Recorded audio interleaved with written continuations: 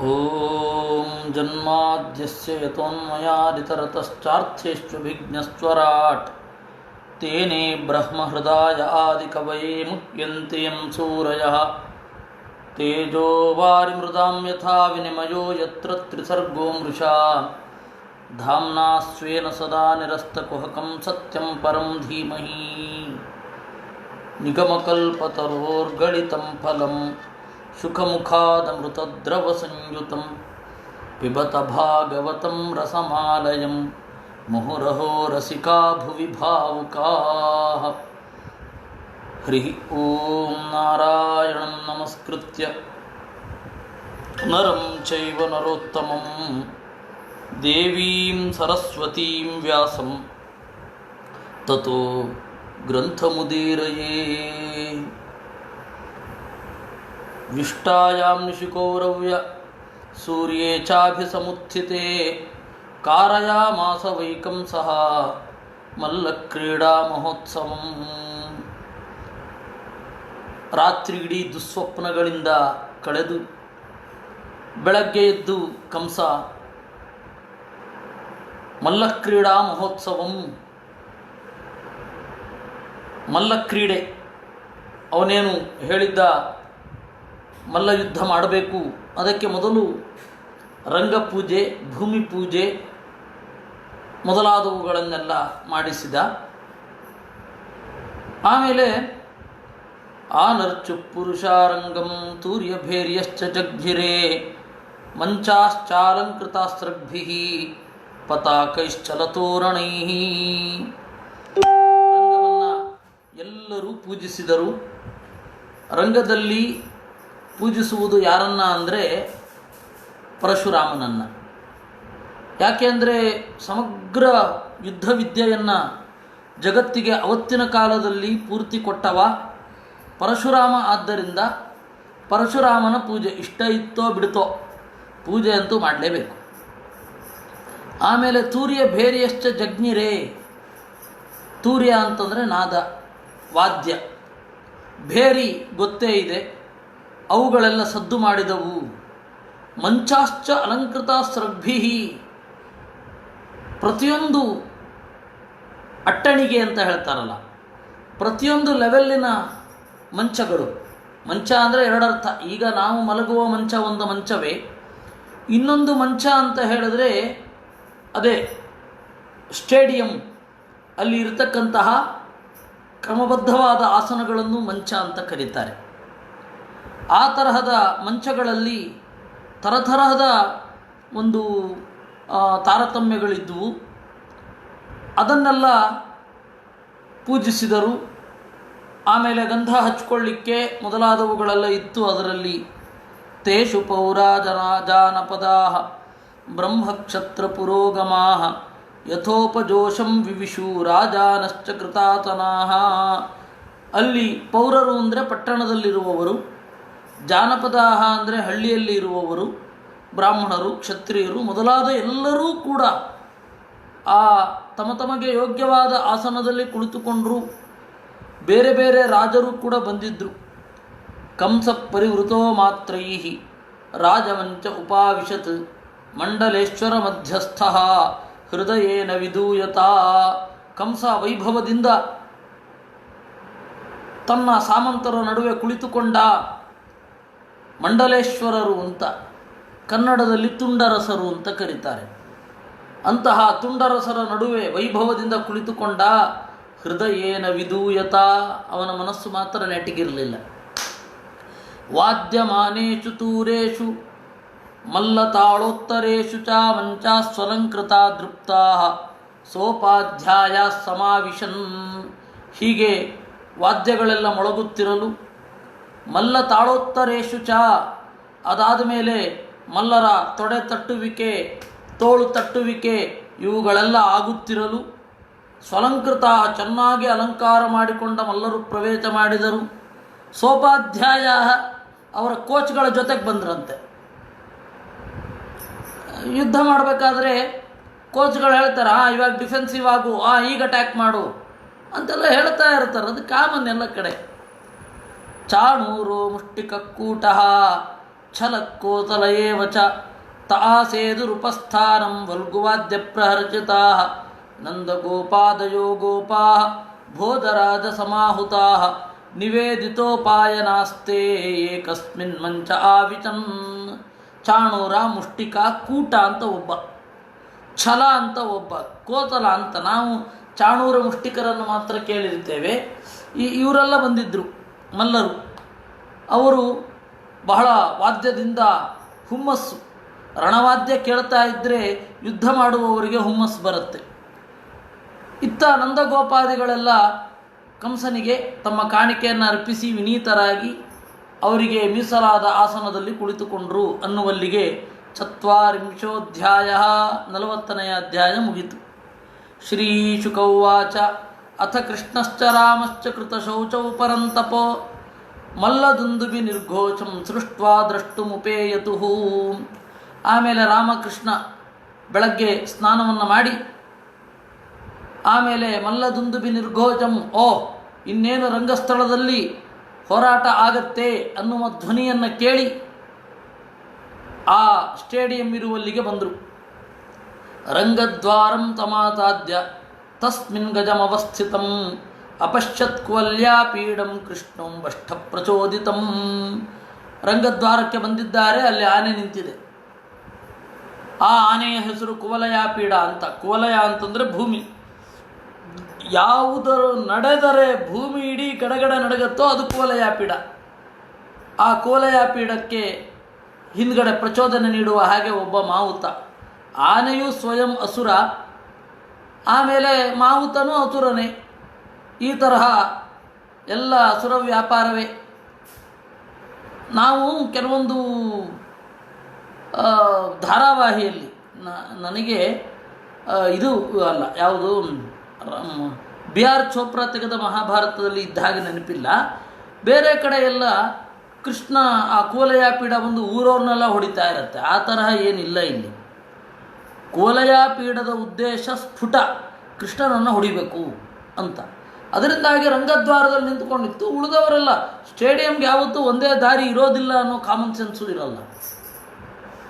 ಇವರು ಪ್ರವೇಶ ಮಾಡುವ ದಾರಿ ಒಂದು, ಆ ದಾರಿಯಲ್ಲಿ ಕುವಲಯಾಪೀಡ ಇತ್ತು. ಆ ಕುವಲಯಾಪೀಡವನ್ನು ಮಾವುತ ಪ್ರಚೋದನೆ ಮಾಡ್ತಾ ಇದ್ದಾನೆ. ಬದ್ಧ್ವಾ ಪರಿಕರಂ ಚೌರಿಹಿ ಸಮುಖ್ಯ ಕುಟಿಲಾಳಕಾನ್ ಉವಾಚ ಹಸ್ತಿಪಂ ವಾಚ ಮೇಘನಾದ ಗಭೀರಯ.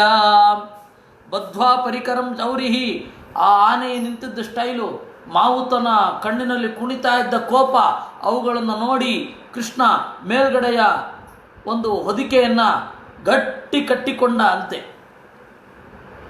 ತಯಾರಾಗೋದ ಅವನು, ಗೊತ್ತಾಗೋಯ್ತು. ಅದು ಕಾಮನ್ ಸೆನ್ಸ್ ಅಲ್ವಾ ಅದು. ಆಮೇಲೆ ಒಂದು ಪುಟ್ಟ ಬಟ್ಟೆಯಿಂದ ಸಂಗೃಶ್ಯ ಕುಟಿಲಾಳಕಾನ್, ತನ್ನ ಕೂದಲಿಗೆ ಕಟ್ಟಿಕೊಂಡ ಅಂತೆ ತಯಾರಾಗಲಿಕ್ಕೆ. ಅದು ಮುಂದೆ ಡಿಸ್ಟರ್ಬ್ ಮಾಡಬಾರ್ದಲ್ಲ. ಉವಾಚ ಹಸ್ತಿಪಂ ವಾಚ, ಗುಡುಗಿನಂತಹ ದನಿಯಲ್ಲಿ ಮಾವುತನಿಗೆ ಹೇಳಿದ.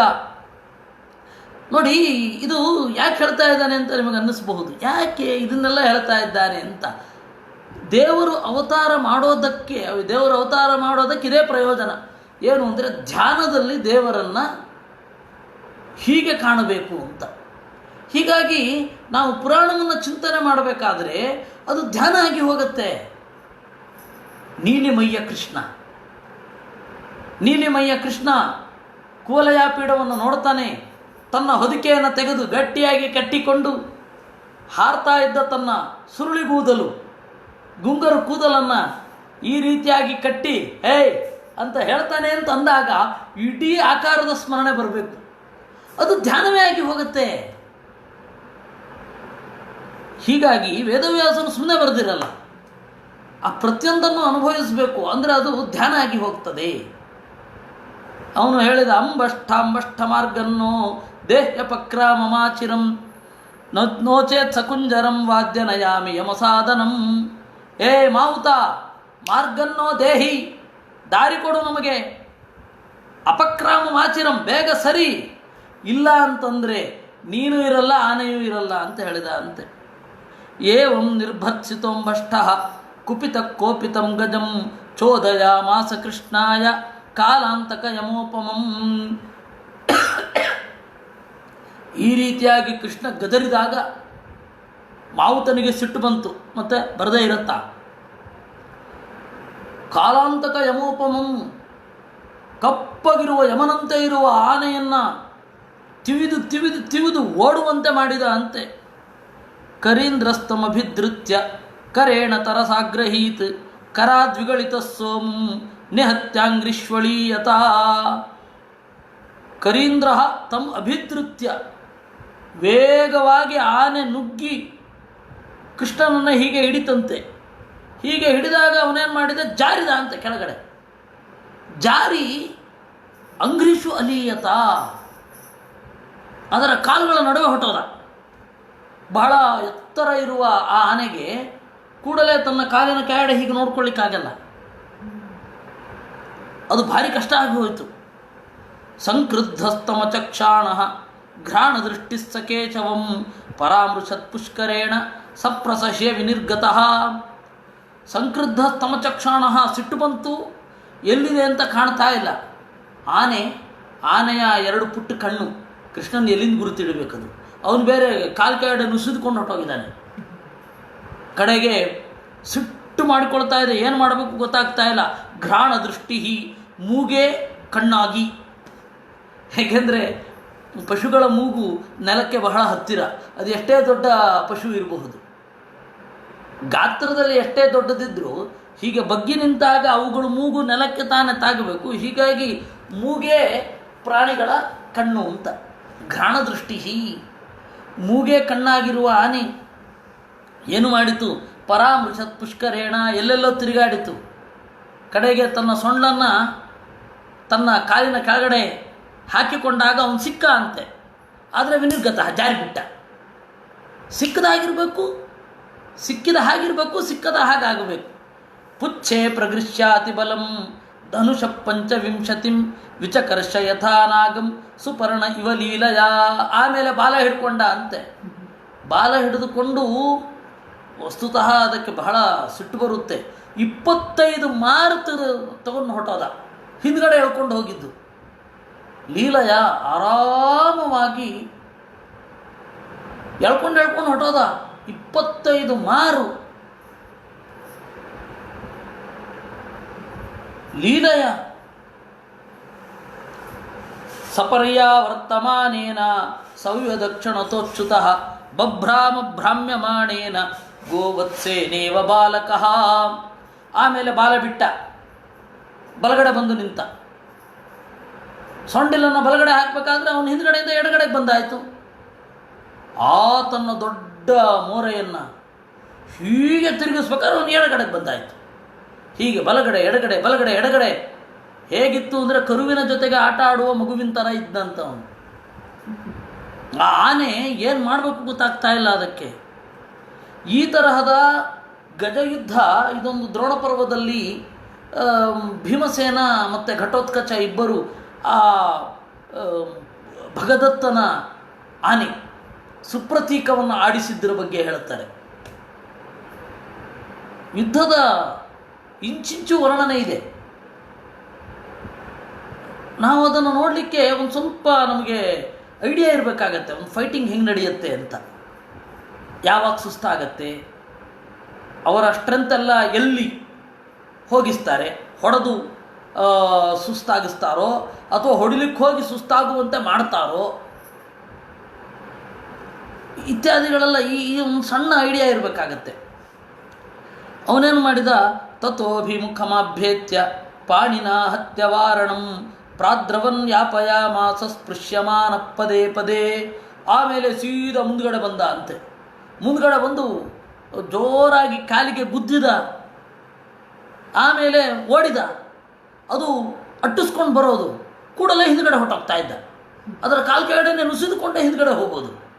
ಅದು ಹೀಗೆ ತಿರುಗಿ ನೋಡ್ತಾ ಇರಬೇಕಾದ್ರೆ ಇವನು ಅದರ ಕಾಲು ಕೆಳಗಡೆ ಪಾಸಾಗಿ ಎಡಗಡೆಗೆ ಬರ್ತಾ ಇದ್ದ. ಮತ್ತದು ತನ್ನ ಮುಖವನ್ನು ಈಚೆ ತಿರುಗಿಸ್ಬೇಕು. ಇವನು ಮತ್ತೆ ಪಕ್ಕದಲ್ಲಿ ಹೋಗಿ ಅದನ್ನು ಗುದ್ದಿ ನಾನಿಲ್ಲಿದ್ದೇನೆ ಅಂತ ತೋರಿಸೋದು. ಈ ತರಹ ಆನೆಗೆ ಆಟ ಆಡಿಸಿದ. ಸಧಾವನ್ ಕ್ರೀಡಯಾ ಭೂಮೌ ಪತಿತ್ವ ಸಹಸೋತ್ಥಿತ ತಮ್ಮತ್ವಾ ಪತಿತಂ ಕ್ರುದ್ಧೋ ದಂತಾಭ್ಯಾಂ ಸೋಹನತ್ ಕ್ಷಿತಿಂ. ಬೇಕಂತ ಜಾರಿ ಬಿದ್ದಂತೆ ಬೀಳೋದು. ಆನೆಗೆ ಭಾರಿ ಖುಷಿ ಆಗುತ್ತೆ. ಓಹ್, ಇನ್ನೇನು ಜಾರಿ ಬಿದ್ದ ಅಂತ ತನ್ನ ಕೋರೆ ದಾಡೆಯನ್ನು ಹೀಗೆ ಅದುಮಬೇಕಾದ್ರೆ ಲಾಸ್ಟ್ ಮೊಮೆಂಟಿನಲ್ಲಿ ಸರ್ಕೊಂಡು ಹೊಟ್ಟೋಗೋದು. ಆ ಕೋರೆ ದಾಡೆ ಸೀದಾ ಭೂಮಿ ಒಳಗಡೆ ನುಗ್ಗು ಬಿಡೋದು. ಮತ್ತದು ಎತ್ಕೊಳ್ಳಿಕ್ಕೆ ಕಷ್ಟ ಆಗಬೇಕು, ಆ ರೀತಿ ಮಾಡ್ತಾ ಇದ್ದ. ಸ್ವವಿಕ್ರಮೇ ಪ್ರತಿಹತೆ ಕುಂಜರೇಂದ್ರೋತ್ಯಮರಚಿತ ಚೋದ್ಯಮಾನೋ ಮಹಾಮಾತ್ರೈ ಕೃಷ್ಣಮಭ್ಯದ್ರವದೃಶ. ಅಷ್ಟು ಹೊತ್ತಿಗೆ ಒಬ್ಬ ಮಾವುತನಿಂದ ಇದನ್ನು ಕಂಟ್ರೋಲ್ ಮಾಡಲಿಕ್ಕಾಗಲ್ಲ ಅಂತ ಗೊತ್ತಾಯಿತು. ಮಹಾಮಾತ್ರೈಹಿ, ಹಲವಾರು ಜನ ಮಾವುತರು ಬಂದರು. ಅವ್ರದ್ದು ಏನು ಪ್ರಚೋದನೆ ಅಂತಂದರೆ ಕೃಷ್ಣನನ್ನು ಗುರಿಯಾಗಿಟ್ಟುಕೊಂಡು ಹಿಂದ್ಗಡೆಯಿಂದ ಚುಚ್ಚೋದು. ಸಾಮಾನ್ಯ ಮೃಗಗಳಿಗೆ ಹೇಗೆ ಅಂತಂದರೆ ಅದು ಹಿಂದ್ಗಡೆಯಿಂದ ಚುಚ್ಚಿದ್ರೆ ಹಿಂದ್ಗಡೆ ನೋಡೋಲ್ಲ, ಮುಂದ್ಗಡೆ ನೋಡುತ್ತೆ. ಮಕ್ಕಳು ಚಿಕ್ಕಂದಿನಲ್ಲಿ ಹಾಗೆ ಇರ್ತಾರೆ. ನೀವು ಹಿಂದ್ಗಡೆಯಿಂದ ಹೊಡಿತಾ ಇದ್ರೆ ಮುಂದ್ಗಡೆ ಇರೋನ್ನ ಸಿಟ್ಟಿನಿಂದ ನೋಡ್ತಾರೆ. ಹಾಗೆ ಅದು ಮೃಗಕ್ಕೆ ಸಹಜವಾದ, ಅದಕ್ಕೆ ಮಹಾಮಾತ್ರ ಹೇಳಿದ್ರು. ಕಂಸನಿಗೆ ಗೊತ್ತಾಯ್ತಲ್ಲ ಏನೋ ಆಗ್ತಾ ಇದೆ ಅಂತ. ಅನೇಕ ಜನ ಮಾವುತರನ್ನು ಕಳಿಸಿದ್ದ. ಅನೇಕ ಜನ ಮಾವುತರು ಹೋಗಿ ಹಿಂದ್ಗಡೆಯಿಂದ ಚುಚ್ಚೋದು ಈಟಿಯಿಂದ. ಆ ಆನೆ ಇವನ ಮೇಲೆ ಸಿಟ್ಟು ಮಾಡ್ಕೊಳ್ಳೋದು. ಓಡಿ ಬಂತಂತೆ. ತಮಾಪತಂತಮಾಸಾಧ್ಯ ಭಗವಾನ್ ಮಧುಸೂದನ ಪ್ರಗೃಶ್ಯ ಪಾಣಿನ ಹಸ್ತಂ ಪಾತಯಾಮಾಸ ಭೂತಳೆ. ಹೀಗೆ ಆಟ ಆಡಿಸಿ ಅದನ್ನು ಸುಸ್ತು ಮಾಡಿ ಕಡೆಗೊಮ್ಮೆ ಸಾಕು ಇನ್ನು ಆಟ, ಇದನ್ನು ಮುಗಿಸಿಬಿಡೋಣ ಅಂತ ಹೇಳಿ ಹಸ್ತೆ, ಅದರ ಸೊಂಡಿಲನ್ನು ಹಸ್ತ ಅಂತ ಕರೀತಾರೆ. ಯಾಕೆಂದರೆ ಎಲ್ಲ ಪ್ರಾಣಿಗಳಿಗೂ ಕೈಯೇ ಕಾಲು, ಕಾಲೇ ಕೈ. ಆದರೆ ಆನೆ ಒಂದಕ್ಕೆ ಮಾತ್ರ ಸೊಂಡಿಲಿದೆ, ಅದು ಕೈಯ ಸ್ಥಾನದಲ್ಲಿದೆ. ಅದಕ್ಕಾಗಿ ಹಸ್ತಿ ಅಂತ ಕರೆಯೋದು ಆನೆಯನ್ನು. ಈ ಹಿಡಿದುಕೊಂಡದನ್ನು ಪ್ರಗೃಶ್ಯ ಪಾಣಿನ ಹಸ್ತಂ ಪಾತಯಾಮಾಸ ಭೂತಳೆ, ಭೂಮಿಯಲ್ಲಿ ಬೀಳಿಸಿದ ಅಂತೆ. ಪತಿತಸ್ಯ ಪದಾಕ್ರಮ್ಯ ಮೃಗೇಂದ್ರೈವ ಲೀಲಯ ದಂತಮುತ್ಪಾಟ್ಯತೇನೈವ ಹಸ್ತಿಪಾನ್ಶ್ಚಾಹನನ್ ಹರಿಹಿ. ಅದನ್ನು ಬೀಳಿಸಿ ಅದರ ಸೊಂಡಿಲ ಮೇಲೆ ಹತ್ತುತ್ತಾ ದಾಡೆಯನ್ನು ಕಿತ್ತಿ ಅದರ ಕುಂಭಸ್ಥಳದ ಮೇಲೇರಿ ಮಾವುತನಿಗೆ ಚುಚ್ಚಿದ್ದಂತೆ. ಇದು ಒಂದು ಫ್ರ್ಯಾಕ್ಷನ್ ಆಫ್ ಸೆಕೆಂಡಲ್ಲಿ ಆಗಿದ್ದದು ಘಟನೆ. ನಿಧಾನಕ್ಕೆ ಸ್ಲೋ ಮೋಷನ್ನಲ್ಲೇ ಅಲ್ಲ, ವೇಗವಾಗಿ ಆಗಿದ್ದು. ಮೃತಕಂ ದ್ವಿಪಮುತ್ಸೃಜ್ಯ ದಂತಪಾಣಿ ವಿರೇಜತು ಅಸನ್ಯಸ್ತ ವಿಚಾರಣಾಸೃಂಗ್ ಮದಬಿಂದುಭಿರಂಚಿತೌ. ಆಮೇಲೆ ಇನ್ನೊಂದು ಕೊರೆದಾಡೆಯನ್ನು ಕಿತ್ತಿ ಅಣ್ಣ ತಗೋ ಅಂತ ಹೇಳಿಕೊಟ್ಟ ಅಂತೆ. ಯಾಕೆಂದರೆ ಅಲ್ಲಿ ಕೆಲವು ಸೈನಿಕರಿದ್ದರು. ಬಲರಾಮನು ತಗೊಂಡ ಅಂತೆ, ಕೃಷ್ಣನು ತೆಗೆದುಕೊಂಡ ಅಂತೆ. ಆಮೇಲೆ ನಿಧಾನಕ್ಕೆ ನೋಡ್ತಾ ಅವರಿನ್ನೂ ಅಟ್ಯಾಕ್ ಮಾಡಲಿಕ್ಕೆ ಒಂದು ಸ್ವಲ್ಪ ಟೈಮ್ ನೋಡ್ತಾ ಇದ್ದರು. ಆವಾಗ ಅದನ್ನು ಭುಜದ ಮೇಲೆ ಇಟ್ಕೊಂಡಿದ್ರು. ಅಂಸನ್ಯಸ್ತ, ಆ ಆನೆಯ ಕೋರೆ ದಾಡೆಯನ್ನು ಭುಜದ ಮೇಲೆ ಇಟ್ಕೊಂಡಾಗ ಆನೆಯ ಮದದಲದ ವಾಸನೆ ಅವರ ಮೈಯಿಂದ ಹೊರಗಡೆ ಬರ್ತಾ ಇತ್ತು. ಅಂಸನ್ಯಸ್ತ ವಿಷಾಣಾಸೃಂಗದ ಬಿಂದು ವಿರಂಚಿತೌ ವಿರೂಢ ಸ್ವೇದ ಕಣಿಕ ವದನಾಂಬುರುಹಾವುಭೌ. ಮುಖದಿಂದ ಅವರಿಬ್ಬರಿಗೂ ಕೂಡ ಬೆವರು ಸುರಿತಾ ಇತ್ತು. ಭುಜದಿಂದ ಆ ಮಸ್ತು ಅಂತ ಕರೀತಾರೆ ಆನೆಯ ಮದಜಲವನ್ನು, ಅದರ ವಾಸನೆ ಬರ್ತಾ ಇತ್ತಂತೆ. ವೃತೋ ಗೋಪೈಕತಿಪಯೈ ಬಲದೇವ ಜನಾರ್ದನೌ ರಂಗಂ ವಿವಿಶತು ರಾಜನ್ ಗಜದಂತವರಾಯುಧೌ. ಹಲವಾರು ಜನ ಗೋಪಾಲಕರಿಂದ ಕೂಡಿಕೊಂಡು ರಂಗಸ್ಥಳದ ಒಳಗಡೆ ಬಂದರು. ಆವಾಗ ಕೃಷ್ಣನನ್ನು ನೋಡಿದರು.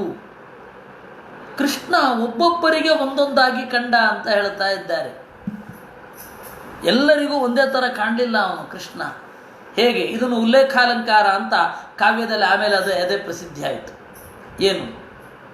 ಮಲ್ಲಾನಾಮ ಶರಣೃಣಾಂ ನರವರಃ ಸ್ತ್ರೀಣಾಂ ಸ್ಮರೋ ಮೂರ್ತಿಮಾನ್ ಗೋಪಾನಾಂ ಸ್ವಜನೋ ಸತಾಂ ಕ್ಷಿತಿಭೃತಾಂ ಶಾಸ್ತಾ ಸ್ವಪಿತ್ರೋ ಶಿಶು ಮೃತ್ಯುರ್ಭೋಜಪತೇರ್ವಿಧಾತೃವಿಹಿತಸ್ತ್ವ ತತ್ವಂ ಪರಂ ಯೋಗಿನಾಂ ವೃಷ್ಣೀನಾಂಚ ಗತಿಸ್ತದೈವ ಶುಶುಭೆ ರಂಗೇಚ್ಯುತ ಸಾಗ್ರಜ. ದೇವರೊಬ್ಬೊಬ್ಬರಿಗೆ ಒಂದೊಂದು ಥರ ಕಂಡ. ಮಲ್ಲ ನಾಮ ಶನಿಹಿ, ಕುಸ್ತಿ ಕಾಳಗದ ಮಲ್ಲರಿಗೆ ಅಶನಿಹಿ ಮಿಂಚಿನಂತೆ ಕಂಡ. ಅಂದರೆ ಅವ್ರು ಅಂದ್ಕೊಂಡ್ರು ಇವನು ವೇಗವನ್ನು ನಾವು ಯೋಚನೆ ಮಾಡಲಿಕ್ಕಾಗೋಲ್ಲ. ಯಾಕೆ ಅಂತಂದರೆ ಕುಸ್ತಿಯಲ್ಲಿ ವೇಗ ಮುಖ್ಯ, ಬಲಕ್ಕಿಂತ ವೇಗ ಮುಖ್ಯ ಆಗ್ತದೆ. ಅದರಿಂದಾಗಿ ಮಲ್ಲ ನಾಮ ಶನಿಹಿ, ಇವನು ಮಿಂಚೋ ಅಂತಂದುಕೊಂಡ್ರಂತೆ.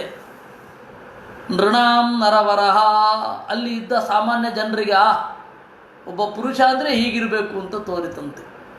ಸ್ತ್ರೀಣಾಂ ಸ್ಮರೋ ಮೂರ್ತಿಮಾನ್, ಹೆಣ್ಣು ಮಕ್ಕಳಿಗೆ ಎಷ್ಟು ಚಂದ ಅಂತ ಅನ್ನಿಸಿತಂತೆ. ಗೋಪಾನಾಂ ಸ್ವಜನಃ, ಗೋಪಾಲಕರಿಗೆ ನಮ್ಮ ಕೃಷ್ಣ ಅಂತ ಅನ್ನಿಸಿತು. ಅಸತಾಂ ಕ್ಷಿತಿಭೃತಾಂ ಶಾಸ್ತಾ ಸ್ವಪಿತ್ರೋ ಶಿಶು, ಅಸಜ್ಜನರಾದ ಎಲ್ಲ ರಾಜರಿಗೆ ನಮಗೆ ಬುದ್ಧಿ ಹೇಳಿಕ್ಕೆ ಬಂದಿರೋನು ಅಂತ ಅನ್ನಿಸ್ತು. ವಸುದೇವ ದೇವಕಿಯರಿಗೆ ನಮ್ಮ ಮಗು ಅಲ್ಲಿ ನಿಂತಿದೆ ಅಂತ ಅನ್ನಿಸಿತು. ಮೃತ್ಯುರ್ಭೋಜ ಪತೇರ್ವಿಧಾತೃ ವಿಹಿತ, ಕಂಸನಿಗೆ ಬ್ರಹ್ಮದೇವರು ನನಗಾಗಿಯೇ ಮಾಡಿದ ಮೃತ್ಯು ಇದು ಅಂತ ಅನ್ನಿಸಿತಂತೆ. ತತ್ವಂ ಪರಂ ಯೋಗಿನಾಂ, ಅಲ್ಲಿ ಧ್ಯಾನ ಮಾಡುವವರಿಗೆ ಇದು ಪರತತ್ವ ಅಂತ ಅನ್ನಿಸಿತಂತೆ. ವೃಷ್ಣೀನಾಂಚ ಗತಿಸ್ತತಾಂ, ಸಜ್ಜನರಿಗೆ ಇದು ನಮ್ಮ ಗತಿ ಅಂತ. ಈ ರೀತಿ ರಂಗೆ ಅಚ್ಯುತಃ ಶುಶುಭೆ, ಎಲ್ಲರಿಂದ ಕೂಡಿ ಕಂಗೊಳಿಸಿದ. ಇದು ಈ ರೀತಿ DVG ಒಂದು ಪದ್ಯಕ್ಕೆ ಅರ್ಥವನ್ನು ಮಾಡ್ತಾರೆ. ರಾಮಾಯ ರಾಮಭದ್ರಾಯ ರಾಮಚಂದ್ರಾಯ ವೇಧಸೆ ರಘುನಾಥಾಯ ನಾಥಾಯ ಸೀತಾಯ ಪತಯೇ ನಮಃ ಅನ್ನೋದಕ್ಕೆ ಅದು ಉಲ್ಲೇಖಾಲಂಕಾರಕ್ಕೆ ಒಂದು ಒಳ್ಳೆಯ ಉದಾಹರಣೆ ಅಂತ ಅವರು ಹೇಳ್ತಾರೆ. ರಾಮಾಯ, ಕೌಸಲ್ಯ ಮೊದಲಾದವರಿಗೆಲ್ಲ ರಾಮ, ಅರಮನೆಯ ಪರಿಜನರಿಗೆಲ್ಲ ರಾಮಭದ್ರ, ರಾಮಚಂದ್ರ ಅಂತ ಹೇಳಿ ಊರ್ಮಿಳೆ ಮೊದಲಾದವರಿಗೆ ಮತ್ತು ಪ್ರಜೆಗಳಿಗೆ, ವೇಧಸೆ ಪರತತ್ವ ಅಂತ ಹೇಳಿ ವಸಿಷ್ಠಾದಿಗಳಿಗೆ, ರಾಮಾಯ ರಾಮಭದ್ರಾಯ ರಾಮಚಂದ್ರಾಯ ವೇಧಸೆ ರಘುನಾಥಾಯ, ಅಲ್ಲಿದ್ದ ಎಲ್ಲ ಕ್ಷತ್ರಿಯರಿಗೆ ರಘುಕುಲದಲ್ಲಿ ಬಂದವರಲ್ಲಿ ಅಗ್ರಗಣ್ಯ ಅಂತ ಕಳಿಸಿದ್ದಂತೆ. ಸೀತೆಗೆ ನಾಥ ಅಂತ ಅನ್ನಿಸಿತಂತೆ. ಸೀತೆಯ ಸುತ್ತಮುತ್ತಲಿನ ಹೆಣ್ಣು ಮಕ್ಕಳಿಗೆ ನಮ್ಮ ಸೀತೆಯ ಗಂಡ, ಸೀತಾಯ ಪತಯೇ ನಮಃ ಅಂತ. ಆ ರೀತಿ ಇದು ಒಂದು ಉಲ್ಲೇಖಾಲಂಕಾರ. ಹತಂ ಕುವಲಯಾ ಪೀಡಂ ದೃಷ್ಟ್ವಾ ತಾವಪಿ ದುರ್ಜಯೌ ಕಂಸೋ ಮನಸ್ಸ್ಯಪಿ ತದಾ ವೃಷಮುದ್ವಿವಿಜೇ ನೃಪ. ಈ ರೀತಿಯಾಗಿ ಕೃಷ್ಣ ರಂಗವನ್ನು ಪ್ರವೇಶ ಮಾಡಿದಾಗ ಕುವಲಯಾಪೀಡ ಸತ್ತು ಹೋಗಿದೆ ಅಂತ ಗೊತ್ತಾಯಿತು. ಅವನಿಗೆ ಬಹಳ ಉದ್ವೇಗ ಆಯಿತಂತೆ. ತೌ ರೇಜತೂ ರಂಗಗತೌ ಮಹಾಭುಜೌ ವಿಚಿತ್ರ ವೇದಾಭರಣತ್ರಗಂಭರೌ ಯಥಾ ನಟ ಉತ್ತಮ ವೇತಧಾರಿಣೌ ಮನಕ್ಷಿಪಂತೌ ಪ್ರಭಯಾ ನಿರೀಕ್ಷತಾಂ. ಅವರಿಬ್ಬರು ಬಂದರು. ಒಳ್ಳೆ ಮಲ್ಲರ ವೇಷದ ಥರನೂ ಇರಲಿಲ್ಲ, ಸಾಮಾನ್ಯ ನಾಗರಿಕರ ವೇಷದ ಥರನೂ ಇರಲಿಲ್ಲ. ಬಹಳ ಡಿಫ್ರೆಂಟಾಗಿ ವೇಷವನ್ನು ಹಾಕಿಕೊಂಡು ಬಂದಿದ್ದಾರೆ. ಈ ಕಾಡಿನಲ್ಲಿ ತಿರುಗಾಡುವವರೇ ಬೇರೆ ತರಹದ ನಗರಕ್ಕೂ ಸಲ್ಲುವ ಕಾಡಿಗೂ ಸಲ್ಲುವ, ನಗರಕ್ಕೂ ಸಲ್ಲದ ಕಾಡಿಗೂ ಸಲ್ಲದ ವೇಷವನ್ನು ಹಾಕಿಕೊಂಡು ಬಂದಿದ್ದಾರೆ. ನಿರೀಕ್ಷತಾ ಉತ್ತಮ ಪೂರುಷೌ ಜನಾ ಅವಸ್ಥಿತ ನಾಗರ ರಾಷ್ಟ್ರಕ ನೃಪ ಪ್ರಹರ್ಷ ವೇಗೋತ್ಕಲಿತೆ ಕ್ಷಣಾನನಾ ಪಪುರ್ನ ತೃಪ್ತಾ ನಯನೈಸ್ತದಾನನಂ. ಉದ್ವೇಗದಿಂದ, ಆನಂದದಿಂದ, ಅಚ್ಚರಿಯಿಂದ ರಾಮಕೃಷ್ಣರ ಮೋರೆಗಳನ್ನು ಸವಿದರು. ಪಿಬಂತ ಇವ ಚಕ್ಷುರ್ಭ್ಯಾಂ ಲಿಹಂತ ಇವ ಜಿಹ್ವಯ ಜಿಘ್ರಂತ ಇವ ನಾಥಾಭ್ಯಾಂ ಶ್ಲಿಷ್ಯಂತ ಇವ ಬಾಹುಭಿ. ಅವರು ಪಿಬಂತ ಇವ ಚಕ್ಷುರ್ಭ್ಯಾಂ, ಕಣ್ಣುಗಳಿಂದ ಕುಡಿಯುತ್ತಿರುವವರೋ ಎಂಬಂತೆ, ನಾಲಿಗೆಯನ್ನು ಚಾಚಿ ಕೃಷ್ಣರಾಮರನ್ನು ರುಚಿ ನೋಡುತ್ತಿರುವವರಂತೆ. ಜಿಘ್ರಂತ ಇವ ನಾಸಾಭ್ಯಾಂ, ಅಚ್ಚರಿಯಿಂದ ಎಲ್ಲ ಜನರು ಕೂಡ ಮೂಗಿನ ಹೊರಳೆಗಳನ್ನು ಅರಳಿಸಿ ರಾಮಕೃಷ್ಣರ ಕಂಪನ್ನು ಹೀರುತ್ತಿರುವವರೋ ಎಂಬಂತೆ. ಶ್ಲಿಷ್ಯಂತ ಇವ ಬಾಹುಭಿ, ತಮ್ಮ ತೋಳುಗಳಿಂದ ಅಪ್ಪಲು ಪ್ರಯತ್ನ ಪಡ್ತಾ ಇರುವವರೋ ಎಂಬಂತೆ ಉತ್ಕಂಠಿತರಾಗಿ ಇದ್ದರು. ಪರಸ್ಪರ ಮಾತಾಡಿಕೊಂಡ್ರಂತೆ. ತದ್ರೂಪ ಗುಣಮಾಧುರ್ಯ ಪ್ರಾಗಲ್ಭ್ಯ ಸ್ಮಾರಿತ ಇವ ಏತೌ ಭಗವತಃ ಸಾಕ್ಷಾತ್ ಹರೇರ್ನಾರಾಯಣಸ್ಯ ಹಿ ಅವತೀರ್ಣ ವಿಹಾಂಚೇನ ರಾಮಕೃಷ್ಣೌ ಚ ವೇಶ್ಮನಿ. ಇವರಿಬ್ಬರೂ ಕೂಡ ನಾರಾಯಣನ ಅಂಶ, ವಸುದೇವನ ಮನೆಯಲ್ಲಿ ಹುಟ್ಟಿದವರು. ಸಯೇಚ ಕಿಲ ದೇವಕ್ಯಾಂ ಜಾತೋ ನೀತಶ್ಚ ಗೋಕುಲಂ ಕಾಲಮೇತಂ ವಸನ್ ಗೂಢೋ ವೃದೇ ನಂದವೇಶ್ಮನಿ. ಅಲ್ಲಿ ಒಬ್ಬ ಇದ್ದಾನಲ್ಲ, ಹುಟ್ಟಿದ್ದು ಇಲ್ಲೇ, ಕೊಂಡೊಯ್ದದ್ದು ಆ ಹಟ್ಟಿಗೆ, ಬೆಳೆದದ್ದು ಅಲ್ಲಿ. ಪೂತನಾನೇನ ಚಕ್ರವಾತಶ್ಚ ದಾನವಃ ಅರ್ಜುನೌ ಧೇನುಕಕ್ಕೇಚಿ ಗುಹ್ಯಕೋನ್ಯೇ ಚ ಪಾರ್ಥದ್ವಿಧಾ. ಪೂತನೆ ಸತ್ತಳು, ಚಕ್ರವಾತ ತೃಣಾವರ್ತ ಸತ್ತ, ಮತ್ತಿಮರಗಳು ಬಿದ್ದವು, ಧೇನುಕ ಸತ್ತ, ಕೇಶಿ ಸತ್ತ, ಮಣಿಭದ್ರ ಅಂತನ್ನುವ ಗುಹ್ಯಕನ ಜೊತೆಗಾರ ಶಂಖಚೂಡ ಸತ್ತ. ಗಾವ ಸಪಾಲ ಏತೇನ, ಇವನಿಂದಾಗಿ ಗೋಪಾಲಕರು ಗೋವುಗಳು ದವಾಗ್ನೇ ಪರಿಮೋಚಿತಾ, ಕಾಳ್ಗಿಚ್ಚಿನಿಂದ ಪಾರಾದರು. ಕಾಳಿಯೋ ದಮಿತ ಸರ್ಪ ಚಕ್ರಶ್ಚ ವಿಮದಕೃತ, ಕಾಳಿಯ ನಾಗನ ಹೆಡೆಯ ಮೇಲೆ ಇವನೇ ನರ್ತನ ಮಾಡಿದ್ದು. ಶಕ್ರಶ್ಚ ವಿಮದಕೃತ, ಇಂದನ ಕೊಬ್ಬನ್ನು ಇಳಿಸಿದ. ಸಪ್ತಾಹಮೇಕಹಸ್ತೇನ ಧೃತೋದ್ರಿಪ್ರವರೋ ಮುನಾ, 7 ದಿವಸಗಳ ಕಾಲ ಒಂದೇ ಕೈಯಿಂದ ಬೆಟ್ಟವನ್ನು ಹೊತ್ತಿದ್ದು ಇವನು. ವರ್ಷವಾತಾಚನಿಭ್ಯಶ್ಚ ಪರಿತ್ರಾತಂಚ ಗೋಕುಲಂ ಗೋಪ್ಯಸ್ಯ ನಿತ್ಯಮುದಿತ ಹಸಿತ ಪ್ರೇಕ್ಷಣಂ ಮುಖಂ ಪಶ್ಚಂತೋ ವಿವಿಧಾನ್ ಸ್ಥಾಪಾನ್ ಸ್ತರಂತಿ ಸ್ಮಾಶ್ರಮಂ ಮುನಾ. ಗೋಪಿಯರು ನಿತ್ಯವೂ ಮುಗುಳು ನಗುವ ಚಂದದ ಕಡೆಗಣ್ಣ ನೋಟದಿಂದ ಕೂಡಿರುವ ಇವನ ಮೋರೆಯನ್ನು ನೋಡಿ ತಮ್ಮೆಲ್ಲರ ಬೇಗೆಗಳನ್ನು ಕಳೆದುಕೊಂಡರು. ವದಂತ್ಯನೇನ ವಂಶೋಯಂ ಯದೋಸ್ಸು ಬಹು ವಿಶ್ರುತಃ ಶ್ರಿಯಂ ಯಶೋ ಮಹತ್ವಂಚ ಲಪ್ಸ್ಯತೆ ಪರಿರಕ್ಷಿತಃ. ಯದುವಂಶ ಇವತ್ತು ಸಾರ್ಥಕ ಆಯಿತು, ಇವತ್ತು ಪುಣ್ಯ ಆಯಿತು. ಇನ್ನು ಮೇಲೆ, ಪುಣ್ಯ ಅಂದರೆ ಪವಿತ್ರ, ಇನ್ನು ಮೇಲೆ ಯದುವಂಶ ಎಲ್ಲರ ಬಾಯಲ್ಲಿ ಹಾಡಲ್ಪಡ್ತದೆ. ಯಾಕೆಂದರೆ ಅಲ್ಲಿ ಕೃಷ್ಣ ಬಂದಿದ್ದಾನೆ. ಅಯಂ ಚಾಸ್ಯಾಗ್ರಜ ಶ್ರೀಮಾನ್ ರಾಮ ಕಮಲಲೋಚನಃ ಪ್ರಲಂಬೋ ನಿಹತವನೇನ ಬಹವೋ ಧೇನುಕಾದಯ. ಇನ್ನೊಬ್ಬ ಇದ್ದಾನಲ್ಲ, ಇವರ ಅಣ್ಣ, ಹೆಸರು ರಾಮ ಅಂತ, ಬಲ ಜಾಸ್ತಿಯಾಗಿ ಬಲರಾಮ ಅಂತ ಕರೀತಾರೆ. ಇವನೇ ಪ್ರಲಂಬನನ್ನು ಕೊಂದದ್ದು, ಧೇನುಕನ ಅನುಚರರನ್ನೆಲ್ಲ ಇವನೇ ಕೊಂದದ್ದು. ಜನೇಶ್ವೇವಂ ಬ್ರುವಾಣೇಶು ತೂರ್ಯೇಶು ನಿನದತ್ಸು ಚ ಕೃಷ್ಣರಾಮೋ ಸಮಾಭಾಷ್ಯ ಚಾಣೂರು ವಾಕ್ಯಮಬ್ರವೀತ್. ಈ ರೀತಿಯಾಗಿ ಜನ ಎಲ್ಲ ಮಾತಾಡ್ಕೊಳ್ತಾ ಇರಬೇಕಾದ್ರೆ ಚಾಣೂರ ಹೇಳಿದ ಅಂತೆ, ಹೇ ನಂದಸೂನೋ ಹೇ ರಾಮ ಭವಂತೌ ವೀರ್ಯ ಸಮ್ಮತೌ ನಿಯುದ್ಧ ಕುಶಲೌ ಶ್ರುತ್ವಾ ರಾಜ್ಞಾಹೂತೌ ದಿದೃಕ್ಷಿಣಾಂ. ಎಲೈ ನಂದನ ಮಗನೇ ಅಂದ. ರಾಮ, ಬಲರಾಮನೇ, ನೀವಿಬ್ಬರೂ ಬಹಳ ವೀರ್ಯದಿಂದ ಕೂಡಿದ್ದೀರ, ತೋಳ್ಬಲದಿಂದ ಕೂಡಿದ್ದೀರ. ನಿಯುದ್ಧ ಕುಶಲೌ ಶ್ರುತ್ವಾ, ನೀವಿಬ್ಬರೂ ಕುಸ್ತಿ ಆಡಬಲ್ಲಿರಿ ಎಂದು ತಿಳಿದು ನಮ್ಮ ರಾಜ ನಿಮ್ಮನ್ನು ಕರೆಸಿದ್ದಾನೆ. ಪ್ರಿಯಂ ರಾಜ್ಞ ಪ್ರಕುರ್ವಂತ್ಯ ಶ್ರೇಯೋ ವಿಂದಂತಿ ವೈ ಪ್ರಜಾ ಮನಸಾ ಕರ್ಮಣ ವಾಚಾ ವಿಪರೀತಮತೋನ್ಯಥಾ. ನಮಗೆ ನಿಮ್ಮ ಮೇಲೆ ವೈಯಕ್ತಿಕವಾಗಿ ಯಾವ ದ್ವೇಷವೂ ಇಲ್ಲ.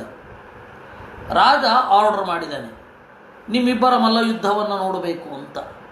ಅದರಿಂದಾಗಿ ನಾವು ಯುದ್ಧ ಮಾಡ್ತಾ ಇದ್ದೇವೆ. ರಾಜನಿಗೆ ಪ್ರಿಯವಾದದ್ದನ್ನು ಮನಸ್ಸಿನಿಂದ ಚಿಂತಿಸಬೇಕು, ದೇಹದಿಂದ ಮಾಡಬೇಕು, ಮಾತಿಂದ ಆಡಬೇಕು. ಅದರಿಂದಾಗಿ ನಾವು ನಿಮ್ಮನ್ನು ಕರಿತಾ ಇದ್ದೇವೆ ಅಂತ ಹೇಳ್ತಾನೆ. ಎಲ್ಲ ಕಡೆ ಹಾಗೆ ಆಗೋದು. ಆಟ ಆಡಬೇಕಾದ್ರೆ ನಾವು ದ್ವೇಷದಿಂದ ಆಡ್ತಾ ಇಲ್ಲ ಅಂತಲೇ ಎಲ್ಲರೂ ಅಂದ್ಕೊಳ್ಬೇಕು. ಪ್ರತಿಜ್ಞೆ ಮಾಡೋದು ಹಾಗೆ, ಶೇಕ್ ಹ್ಯಾಂಡ್ ಮಾಡೋದರ ಉದ್ದೇಶವೂ ಅದೇ. ಆದರೆ ಆಟಕ್ಕೆ ಇಳಿದ ಮೇಲೆ ಹಾಗಿರುತ್ತೆ ಅಂತ ಹೇಳಿ ಬರಲ್ಲ. ಆದರೆ ಇವರೆಲ್ಲ ಇದ್ದಾರಲ್ಲ, ಚಾಣೂರ, ಮುಷ್ಟಿಕಾ, ಅವರೆಲ್ಲ ಮಲ್ಲದ ಕುಸ್ತಿ ಯುದ್ಧದ ನೆಪದಲ್ಲಿ, ಕುಸ್ತಿ ಯುದ್ಧ ಅಲ್ಲ ಅದು, ಕುಸ್ತಿ ಆಟದ ನೆಪದಲ್ಲಿ ಎಲ್ಲರನ್ನ ಕೊಂದು ಬಿಡ್ತಾ ಇದ್ರು. ಬೇಕಾದಷ್ಟು ಜನ ಮಲ್ಲರನ್ನ ಕೊಂದ ಅಪಕೀರ್ತಿ ಅವರಿಗಿತ್ತು. ನಿತ್ಯಂ ಪ್ರಮುದಿತ ಗೋಪಾಹ ವತ್ಸಪಾಲಾಸ್ತಥಾ ಸ್ಫುಟಂ ವನೇಚು ಮಲ್ಲಯುದ್ಧೇನ ಕ್ರೀಡಂತಶ್ಚಾರಯಂತಿಗಾ. ನೀವೇನು ಬಿಡ್ರಿ, ಆನಂದದಿಂದ ಇದ್ದೀರ, ಕರುಗಳನ್ನು ಮೇಯಿಸಿಕೊಂಡು ಗೋವುಗಳನ್ನು ಮೇಯಿಸಿಕೊಂಡು ಕಾಡಿನಲ್ಲಿ ತಿರುಗಾಡಿ ರಟ್ಟೆ ಗಟ್ಟಿಯಾಗಿ ತೊಡೆ ಗಟ್ಟಿಯಾಗಿ ಇರ್ತೀರ, ಯುದ್ಧ ಮಾಡಬಹುದಲ್ವಾ?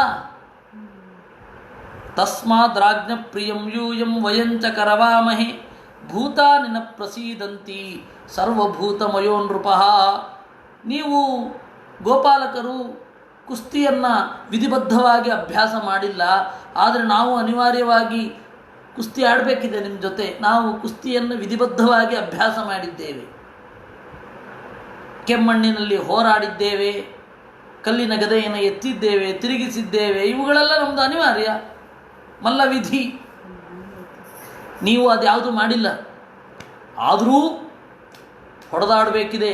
ಯಾಕೆ ಅಂದರೆ ಭೂತಾನಿನ ಪ್ರಸಿದ್ಧಂತೆ ಎಲ್ಲ ದೇವತೆಗಳು ಪ್ರಸನ್ನರಾಗ್ತಾರೆ. ಯಾಕೆ ಪ್ರಸನ್ನರಾಗ್ತಾರೆ? ಸರ್ವಭೂತಮಯೋ ನೃಪಃ, ಎಲ್ಲ ದೇವತೆಗಳ ಅಂಶ ರಾಜನು ತಾನೇ ಇರೋದು. ಯಮನ ದಂಡಧರತ್ವ, ಇಂದ್ರನ ಆಡಳಿತ, ವರುಣನ ಪ್ರಚೋದಕತ್ವ, ಇವೆಲ್ಲ ರಾಜನಲ್ಲೊಬ್ಬನಲ್ಲೇ ಇದೆ. ಅದರಿಂದಾಗಿ ಸರ್ವಭೂತಮಯೋ ನೃಪಃ, ಎಲ್ಲ ದಿಗ್ದೇವತೆಗಳು ಕೂಡ ರಾಜನಲ್ಲಿ ಸನ್ನಿಹಿತರಾಗಿರ್ತಾರೆ. ರಾಜನಿಗೆ ಪ್ರಿಯವಾದದ್ದು ಮಾಡಿದ್ರೆ ನಾವು ಎಲ್ಲರಿಗೂ ಪ್ರಿಯವನ್ನು ಉಂಟು ಮಾಡಿದ ಹಾಗೆ. ತನ್ನಿಶಮ್ಯಾಬ್ರವೀತ್ ಕೃಷ್ಣ ದೇಶಕಾಲೋಚಿತಂ ವಚಃ ನಿಯುದ್ಧಮಾತ್ಮನೋ ಭೀಷ್ಟಂ ಮನ್ಯಮಾನೋಭಿನಂದ್ಯ ಚ. ಈಗ ತನ್ನಿಶಮ್ಯ ಅಬ್ರವೀತ್, ಇದನ್ನು ಕೇಳಿದಾಗ ಕೃಷ್ಣ ದೇಶಕಾಲೋಚಿತಂ ವಚಃ, ಅದಕ್ಕೆ ಯೋಗ್ಯವಾದ ಮಾತನ್ನು ಆಡಿದ. ಏನು ಆಡಿದ? ಇಲ್ಲಿ ಸಂಕ್ಷಿಪ್ತವಾಗಿದೆ, ಹರಿವಂಶದಲ್ಲಿ ವಿಸ್ತಾರವಾಗಿದೆ. ಸುಮಾರು ಒಂದು 30 ಶ್ಲೋಕ ಇದೆ, 35 ಶ್ಲೋಕವೇ ಇದೆ. ಇಲ್ಲಿ ಸಂಕ್ಷಿಪ್ತವಾಗಿ ಒಮ್ಮೆ ನೋಡ್ಬೋಣ. ಪ್ರಜಾ ಭೋಜಪತೇರ್ಯೂಯಂ ವಯಂ ಚಾಪಿ ವನೇಚರಾಃ ಕರವಾಮ ಪ್ರಿಯಂ ನಿತ್ಯಂ ತನ್ನ ಪರಮನುಗ್ರಹ. ಹೌದಪ್ಪ, ಪ್ರಜಾ ಭೋಜಪತೇರ್ಯೂಯಂ, ಕಂಸನ ಪ್ರಜೆಗಳು ನೀವು. ನಾನು ಅವನ ರಾಜತ್ವವನ್ನು ಒಪ್ಪಿಲ್ಲ, ನೀವು ಒಪ್ಪಿದ್ದೀರ. ನಾವು ವಯಂಚಾಪಿ ಮನೇತರ, ಕಾಡಿನಲ್ಲಿ ತಿರುಗಾಡುವವರಿಗೆ ಯಾವ ರಾಜನ ಆಡಳಿತ ಒಗ್ಗತ್ತೆ ಹೇಳಿ? ವನೇ ಸುಖಂ ಚರಿಷ್ಯಾಮಿ ವನಚಾರಿ ಯಥಾ ಗಜಃ. ಕಾಡಿನಲ್ಲಿ ಪ್ರಾಣಿಗಳ ಥರ ತಿರುಗಾಡ್ಕೊಂಡಿರೋರು ನಾವು, ನಮಗೆ ಯಾವ ರಾಜನ ಚಾತನ, ಯಾವ ಕಾನ್ಸ್ಟಿಟ್ಯೂಷನ್ ಹೇಳಿ? ಕರವಾಮ ಪ್ರಿಯಂ ನಿತ್ಯಂ, ನಿಮಗೆಲ್ಲರಿಗೂ ಪ್ರಿಯವನ್ನು ಉಂಟು ಮಾಡಲಿಕ್ಕೆ ನಾವು ಕಾಡಿನ ಜನ, ಹಾಡಿಯ ಜನ ಪ್ರಾಮಾಣಿಕವಾಗಿ ಪ್ರಯತ್ನ ಪಡ್ತೇವೆ. ನೀವು ಆ ರೀತಿ ಅಂದುಕೊಂಡಿರೋದು ನಮ್ಮ ಅನುಗ್ರಹ. ಬಾಲ ವಯಂ ತುಲ್ಯ ಬಲೈ ಕ್ರೀಡಿಶ್ಯಾಮೋ ಯಥೋಚಿತಂ. ನಾವು ಬಾಲಕರು, ನೀವು ಚೆನ್ನಾಗಿ ಕಟ್ಟುಮಸ್ತಾದ ಬಲ ಇರುವವರು, ಪಳಗಿದವರು, ಇದರಲ್ಲಿಯೇ ಬಾಳು ಸವಿಸಿದವರು, ಯುದ್ಧ ಮಾಡ್ತೇವೆ. ಭವೇನ್ ಯುದ್ಧಂ ಮಾ ಧರ್ಮ ಸ್ಪೃಶೇನ್ ಮಲ್ಲಂ ತಭಾತದಃ. ನಾವು ಈ ಯುದ್ಧವನ್ನು ಧರ್ಮ ಅಂತೇನು ಪರಿಗಣಿಸ್ತಾ ಇಲ್ಲ, ಯುದ್ಧ ಅಂತಲೇ ಆಡೋಣ. ಆದ್ದರಿಂದಾಗಿ ಸಭೆಯ ಜನರೆಲ್ಲ ನೋಡ್ತಾ ಇದ್ದೀರಾ, ಇದು ಆಟ ಅಲ್ಲ ಅಂತ ತಿಳ್ಕೊಳ್ಳಿ ಅಂದ ಅಷ್ಟೇ. ಇದನ್ನು ಹರಿವಂಶದಲ್ಲಿ ಬಿಡಿಸ್ತಾರೆ ನೋಡಿ. ಅಲ್ಲಿ ಹರಿವಂಶದಲ್ಲಿ ಸ್ಫುಟವಾಗಿದೆ, ಅದನ್ನು ಹೇಳಿಬಿಡ್ತೇನೆ. ಗೋಮಯೇನ ಕರೀಶೇಣ ನ ಲಿಂಪಾಮೋ ಮಹಾಮತೆ. ಮಲ್ಲ ಯುದ್ಧ ಮಾಡಬೇಕಾದ್ರೆ ಮೊದಲು ಕೆಮ್ಮಣ್ಣನ್ನು ಮೈಗೆ ಹಚ್ಚಿಕೊಂಡು ಗೋಮಯವನ್ನು ಹಚ್ಚಿಕೊಳ್ಬೇಕು, ಇಲ್ಲವೇ ಕೈಗೆ ಚೆನ್ನಾಗಿ ಗೋಮಯವನ್ನು ತಿಕ್ಕಿಕೊಳ್ಬೇಕು. ಮೈಗೆ ಎಣ್ಣೆ ಇರುತ್ತೆ, ಕೈಗೆ ಗೋಮಯ ಇರುತ್ತೆ. ಯಾಕೆ ಅಂದರೆ ಎದುರುಗಡೆ ಅವ್ರನ್ನಲ್ಲಿ ಗ್ರಿಪ್ಪೇ ಸಿಗಲ್ಲ, ಅವ್ರು ಎಣ್ಣೆ ಹಚ್ಕೊಂಡಿರ್ತಾರಲ್ಲ. ನಾನು ಎಣ್ಣೆ ಹಚ್ಕೊಳ್ಳೋದು. ಮಲ್ಲ ಯುದ್ಧ ಮಾಡುವವರು ಉಟ್ಟುಕೊಳ್ಳುವ ಕೌಪಿನವನ್ನು ನಾನು ಉಟ್ಕೊಳ್ಳೋದಿಲ್ಲ. ಯಾಕೆ ಅಂದರೆ ಇದು ಮಲ್ಲ ಯುದ್ಧ ಕ್ರೀಡೆಯೇ ಅಲ್ಲ ಇದು. ನೋಡಿ, ಪರಮಗತಿ ಎಲ್ಲಿ ಸಿಗತ್ತೆ ಗೊತ್ತಾ? ಯುದ್ಧೇ ಹತಾನಾಂ ಹಿ ಗತಿ ದೇವಾನಾಂ ಲಭತೆನ್ಯಥಾ. ಯುದ್ಧದಲ್ಲಿ ಸಾಮಾನ್ಯವಾಗಿ ಸತ್ತವರಿಗೆ ಯುದ್ಧದಲ್ಲಿ ಏನಿರುತ್ತೆ, ವೀರಗತಿ ಇರುತ್ತೆ. ಇದು ಯುದ್ಧ ಅಲ್ಲ, ನೈವ ಯುದ್ಧಂ, ಇದು ಯುದ್ಧ ಅಲ್ಲ. ಆದರೆ ಕ್ರೀಡೆಯನ್ನು ನೋಡವೇ, ಕ್ರೀಡೆಯೂ ಅಲ್ಲ. ಯಾಕೆಂದರೆ ನೀವು ಇದರಲ್ಲಿ ಕೊಲ್ಲುವ ಇಂಟೆನ್ಷನ್ನಿಂದ ಯಾವಾಗ ಬಂದರೂ, ನಿಮ್ಮ ಎಂಟ್ರಿ ಕೊಲ್ಲುವ ಇಂಟೆನ್ಷನ್ನಿಂದ ಅಂತ ನಮಗೆ ಗೊತ್ತಾಗಿದೆ. ಇದನ್ನು ಆಟ ಅಂತ ಹೆಂಗೆ ಒಪ್ಕೊಳ್ಳೋದು? ಆಟದಲ್ಲಿ ಸತ್ತವರಿಗೆ ಯಾವತ್ತೂ ಸದ್ಗತಿ ಇಲ್ಲ. ಆಟದಲ್ಲಿ ಸಾಯಬಾರದು, ಅದು ಬೇರೆ. ಸದ್ರೆ ಸದ್ಗತಿ ಇಲ್ಲ. ಯುದ್ಧದಲ್ಲಿ ಸತ್ರೆ ಸದ್ಗತಿ ಹೇಗೆ ಖಾತ್ರಿಯೋ ಹಾಗೆ ಆಟದಲ್ಲಿ ಸತ್ರೆ ಇಲ್ಲ. ಇದು ಆಟ ಅಲ್ಲ, ಆದ್ದರಿಂದಾಗಿ ನಾನು ಇದನ್ನು ಆಟ ಅಂತ ಹೇಳಿ ಪರಿಗಣಿಸೋಲ್ಲ. ಕ್ರೀಡಾವಿಧಿ ಏನಿದೆ ಅದನ್ನು ನಾನು ಅನುಸರಿಸೋಲ್ಲ, ಸ್ಫುಟವಾಗಿ ಹೇಳ್ತಾನೆ ಅವನು. ಆದ್ದರಿಂದ ಯುದ್ಧ ಅಂತಲೇ ಮಾಡೋಣ, ಇಲ್ಲ ಅಂದರೆ ಇಲ್ಲಿಗೆ ಬರೋದು. ಮಾ ಧರ್ಮ ಭವೇನ್ ಯುದ್ಧಂ ಮಾ ಧರ್ಮ ಸ್ಪೃಶೇನ್ಮಲ್ಲ ಸಭಾತದ. ಇಷ್ಟು ಜನರಿಗೆ ಅಧರ್ಮ ಅನ್ನೋದು ಬರುತ್ತೆ, ಪಾಪ ಬರುತ್ತೆ. ಯಾಕೆಂದ್ರೆ ಅವರು ಆಟ ಅಂತ ನೋಡ್ಕೊಂಡು ಕೂತಿರೋದು, ನಮ್ಮ ಕೊಲೆ ಆಗೋದು. ಜನರಿಗೆ ಇದು ಯುದ್ಧ ಅಲ್ಲ ಅಂತ ಗೊತ್ತಾಗಲ್ಲ, ಆಟ ಅಂದ್ಕೊಂಡಿರ್ತಾರೆ. ಆಟದಲ್ಲಿ ಸ್ಪರ್ಧೆಗಳು ಸತ್ತು ಹೋಗ್ತಾರೆ. ಅವ್ರು ಅಂದ್ಕೊಂಡದ್ದು ಬೇರೆ, ಅಲ್ಲಿ ನಡೀತಾ ಇರೋದು ಬೇರೆ. ಅದನ್ನು ಗುರುತಿಸದೇ ಇರೋದ್ರಿಂದ ಪಾಪ ಯಾರಿಗೆ ಬರೋದು? ನೋಡುಗರಿಗೆ ತಾನೆ. ಕೆಟ್ಟದ್ದು ನಡೀತಾ ಇದ್ದಾಗ ಪ್ರತಿಭಟಿಸದ ಸಭಾಸದರಿಗೆ ಪಾಪ ಬರೋದು. ಅದರಿಂದಾಗಿ ಅವ್ರು ಪಾಪ ಬರೋದು ಬೇಡ. ಇದು ಯುದ್ಧ ಅಲ್ವೇ, ಇದು ನಿಯುದ್ಧ ಅಲ್ಲ, ಮಲ್ಲ ಯುದ್ಧ ಅಲ್ಲ, ಮಲ್ಲ ಕ್ರೀಡೆಯೂ ಅಲ್ಲ, ನೇರವಾಗಿ ಯುದ್ಧವೇ ಅಂತಾನೆ. ಕ್ಲಾರಿಟಿ. ಚಾಣೂರವ್ವಾಚ ಅಂದರೆ ಅವನಿಗೆ 13 ವರ್ಷಕ್ಕೆ ಏನು ಹೇಳ್ತಾನೆ ನೋಡಿ ಅವನು.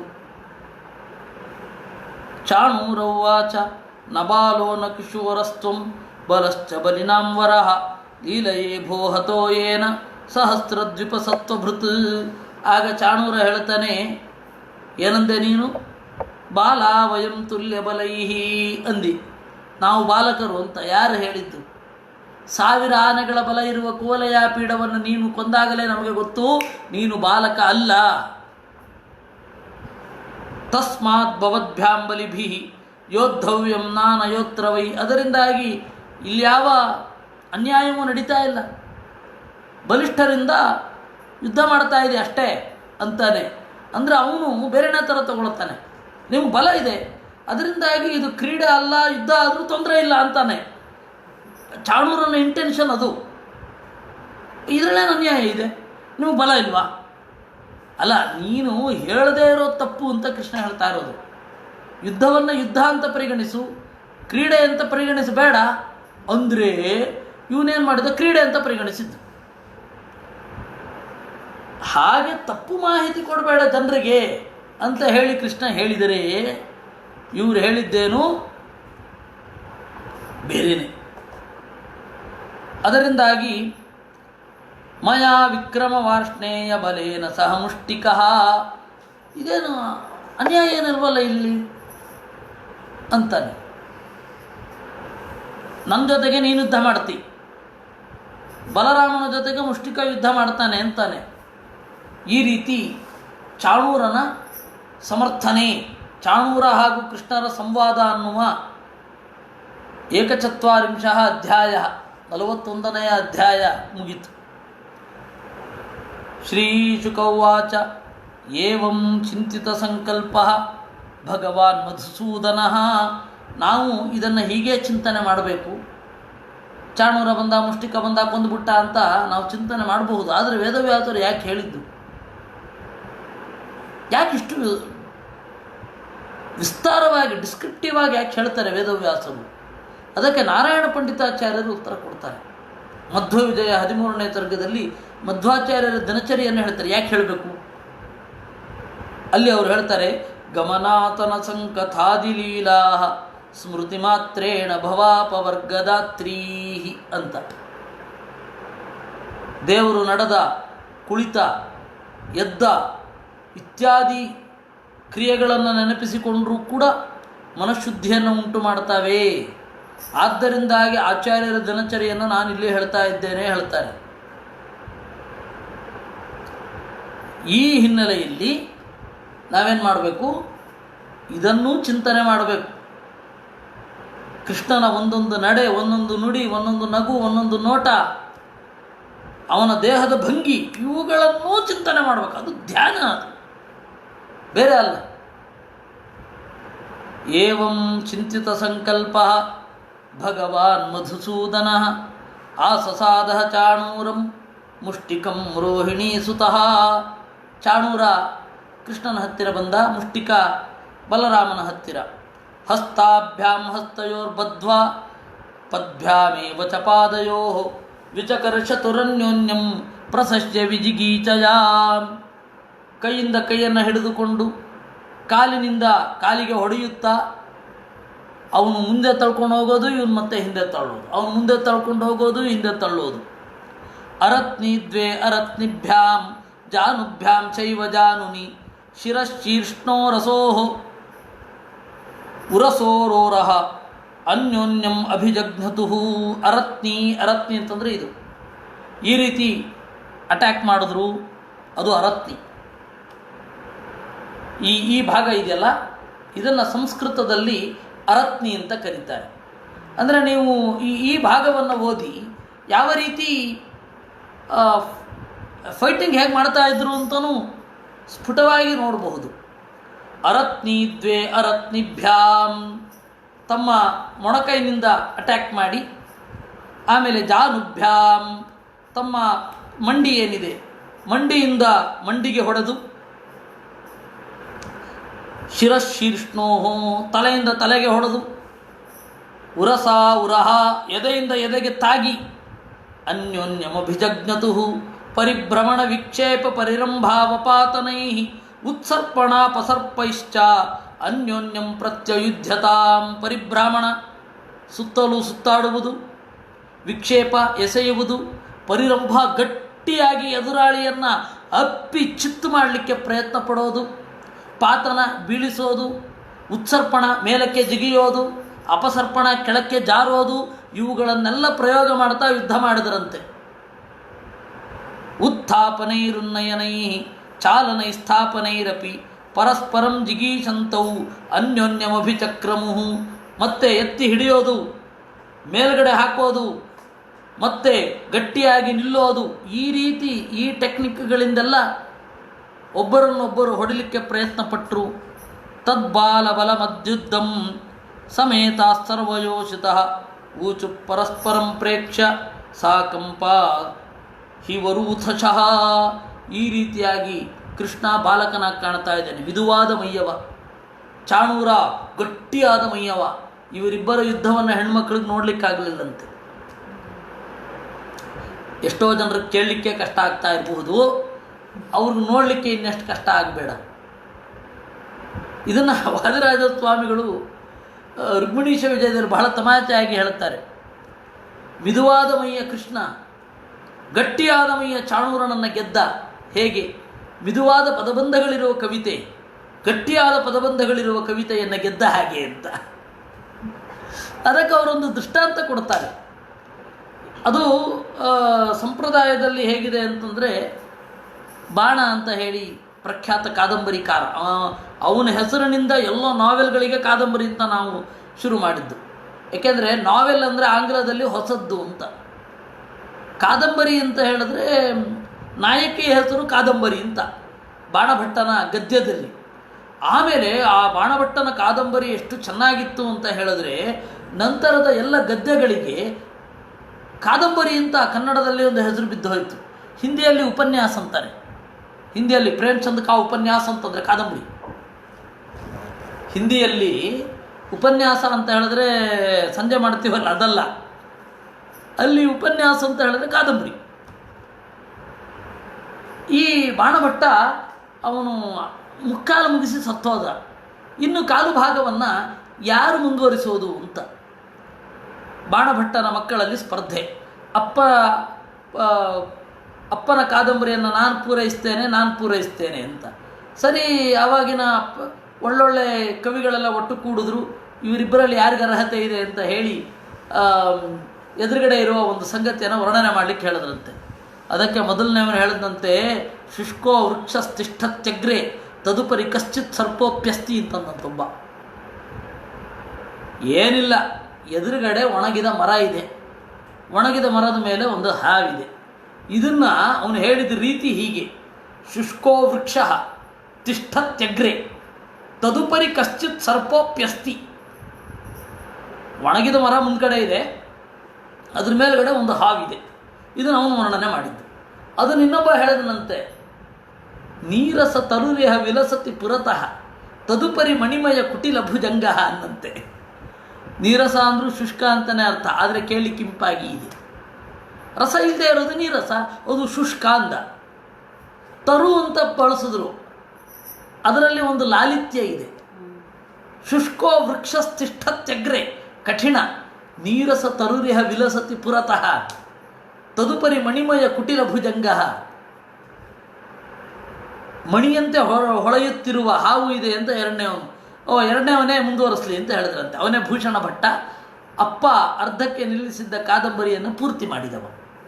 ಇಲ್ಲಿ ಕಠಿಣವಾದ ಪದಬಂಧ ಇರುವ ಕವಿತೆಯನ್ನು, ಸರಳವಾದ ಚಂದದ ಪದಬಂಧ ಇರುವ ಕವಿತೆ ಹೇಗೆ ಹೊಡೆದು ಹಾಕಿತೋ ಆ ರೀತಿ ಗಟ್ಟಿಮಯ್ಯ ಚಾಣೂರನನ್ನು ಮಿದುವಾದ ಮಯ್ಯ ಕೃಷ್ಣ ಹೊಡೆದ ಅಂತ ವಾದಿರಾಜ ಸ್ವಾಮಿಗಳ ಒಂದು ಉತ್ಪ್ರೇಕ್ಷೆ. ಇನ್ನೂ ಚೆನ್ನಾಗಿದೆ.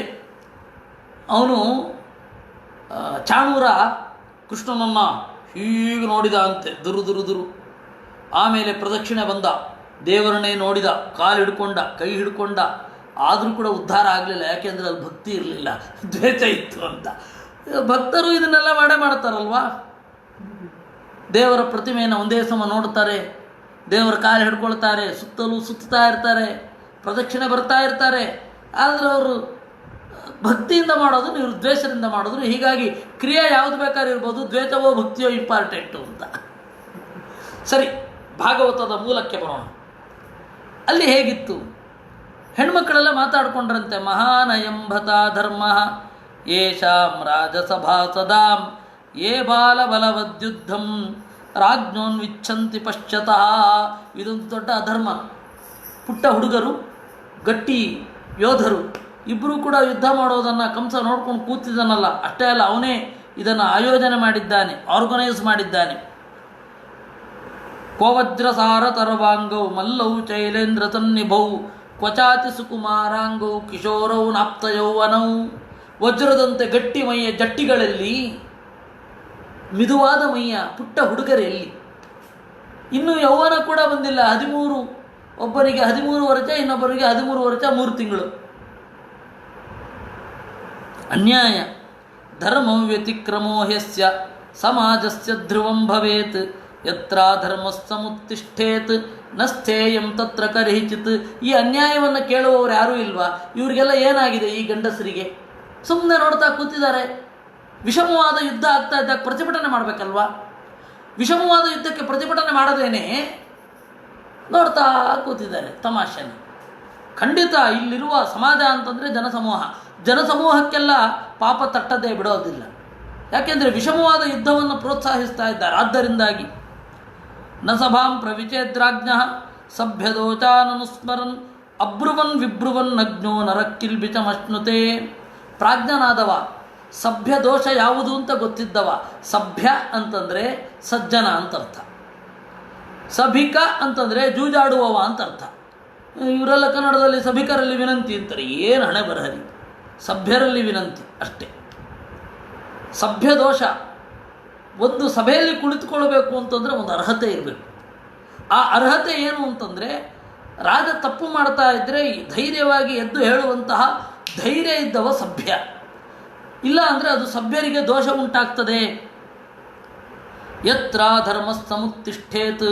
ಎಲ್ಲಿ ಅಧರ್ಮ ಎದ್ದು ಕುಣಿಯುತ್ತೋ ಅಲ್ಲಿ ಸಭ್ಯನಾದವ ಇರಬಾರ್ದು, ಬಂದ್ಬಿಡಬೇಕು. ಯಾಕೆಂದರೆ ಅಬ್ರುವನ್ ವಿಬ್ರುವನ್ ನಗ್ನ. ಆಗ್ತಾ ಇರುವ ತಪ್ಪನ್ನು ಎತ್ತಿ ಹೇಳದಿದ್ದರೆ ಅವನು ಆ ಅಧರ್ಮಕ್ಕೆ ಭಾಗಿಯಾಗುತ್ತಾನೆ. ಆದ್ದರಿಂದಾಗಿ ಒಂದು ದೊಡ್ಡ ಸಭೆ ಸೇರಿದಾಗ ಅನ್ಯಾಯ ಆದರೆ, ಅಲ್ಲಿ ತಪ್ಪು ನಡೆದರೆ ಪ್ರತಿಭಟಿಸಲೇಬೇಕು. ಇಲ್ಲ ಅಂದರೆ ಆ ಜಾಗಕ್ಕೆ ಹೋಗಬಾರ್ದು. ವಲ್ಗತಶತ್ರುಮಭಿತಃ ಕೃಷ್ಣಸ್ಯ ವದನಾಂಬುಜಂ ವೀಕ್ಷತಾಂ ಶ್ರಮವಾರ್ಯುಕ್ತಂ ಪದ್ಮಕೋಚಮಿವಾಂಬುಭಿ. ನೋಡಿ ಆ ಕೃಷ್ಣನನ್ನು, ಹಿರಿದಾದ ಗಟ್ಟಿಯಾದ ಜಟ್ಟಿಯೊಡನೆ ಹೋರಾಡುವಾಗ ಮಿದುವಾದ ಆ ಕೃಷ್ಣನ ಮೋರೆ ತುಂಬ ಬೆವರು ಹನಿತಾ ಇದೆ. ಹೇಗೆ ಅನ್ನಿಸ್ತಾ ಇದೆ ಅದು ಅಂದರೆ, ತಾವರೆಯ ಮೇಲೆ ನೀರ ಹನಿಗಳು ಕೂತ ಹಾಗೆ ತೋರ್ತಾ ಇದೆ. ಅಯ್ಯೋ ಪಾಪವೇ, ಇಷ್ಟು ಮಿದುವಾದ ಮೈಯ ಹುಡುಗ ಯುದ್ಧ ಮಾಡಬೇಕೇ? ಖಿನ್ನ ಪಶ್ಚಾತರಾಮಸ್ಯ ಮುಖಮಾ ತಾಮ್ರಲೋಚನಂ ಮುಷ್ಟಿಕಂ ಪ್ರತಿ ತಾಮರಚ ಹಾತತಂ ರಂಭಚೋಭಿತಂ. ರಾಮನನ್ನು ನೋಡ್ರಿ, ಎಷ್ಟು ಚಂದ. ಮುಖಂ ಆ ತಾಮ್ರಲೋಚನಂ, ಕಣ್ಣೆಲ್ಲ ಕೆಂಪಾಗಿದೆ. ತಾಮ್ರ ಅಂದರೆ ಕೆಂಪು ಅಂತ. ಮುಷ್ಟಿಕಂ ಪ್ರತಿ ಸಾಮರಚ ತಂ ರಂಭ ಹಾಸ ಸಂರಂಭಚೋಭಿತಂ. ಸಿಟ್ಟಿದೆ, ನಗೆ ಇದೆ, ಉದ್ವೇಗ ಇದೆ, ಯುದ್ಧ ಮಾಡಬೇಕು ಅಂತ. ಆ ಮೂರೂ ಭಾವನೆಗಳು ಕೂಡಿರುವ ಬಲರಾಮನ ಮುಖವನ್ನೊಮ್ಮೆ ನೋಡಬಾರದೆ?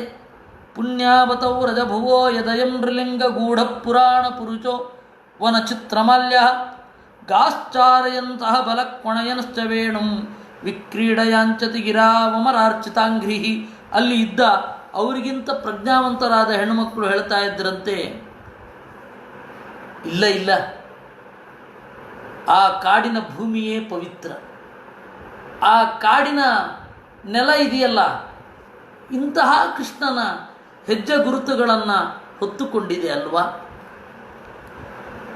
ಇವನು ಯಾರು? ಪುರಾಣ ಪುರುಷ, ನೃಲಿಂಗ ಗೂಢ, ಮನುಷ್ಯರಂತೆ ಬಂದವನು, ಪುರಾಣ ಪುರುಷ. ಕಾಡಿನ ಮೇಲೆ ಬಹಳ ಪ್ರೀತಿ ನೋಡಿ, ಕಾಡು ಹೂಗಳ ಮಾಲೆಯನ್ನೆಲ್ಲ ಹಾಕಿಕೊಂಡಿದ್ದಾನೆ. ಗೋವುಗಳನ್ನು ತಿರುಗಾಡಿಸುತ್ತಾ ಬಲರಾಮನೊಂದಿಗೆ ಅಲ್ಲಿ ಇದ್ದ. ವೇಣು, ಕೊಳಲನ್ನು ಊದ್ತಾ ಇದ್ದ ಅಂತೆ.